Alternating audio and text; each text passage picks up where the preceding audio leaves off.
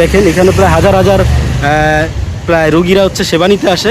উপজেলা স্বাস্থ্য কমপ্লেক্স চরপেশন বলা, আপনার চরপেশনের যেই হাসপাতালটা আছে এটার হচ্ছে দুইটা হচ্ছে টিউবওয়েল আছে।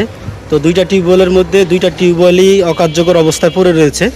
হ্যাঁ, চরপেশন হাসপাতালের হচ্ছে টিএস স্যারের সাথে আমি এইমাত্র কথা বলে আসছি, সুমন বসাক স্যারের সাথে। তো সুমন বসাক স্যার হচ্ছে নিজেদের ফান্ডে কোনো অর্থ না থাকার কারণেই হচ্ছে সুমন বসাক স্যার আমাদেরকে বলছে যে উপজেলা নির্বাহী অফিসার ইউনূস স্যারের সাথে জিনিসটা একটু ডিসকাস করতে।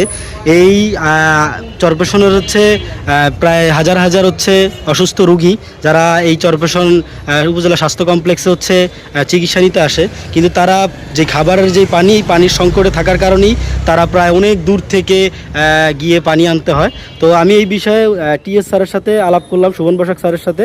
তো সুমন বসাক স্যার আমাকে বারবারই বলেছে যে আমাদের ওইরকম আর্থিক কোনো হচ্ছে এই মুহূর্তে ওই বাজেট নেই, কিন্তু উপজেলা থেকে যদি আমাদেরকে সহযোগিতা করা হয় উপজেলা নির্বাহী অফিসার, তাহলে জিনিসটা হচ্ছে অতি দ্রুত কার্যকর হবে।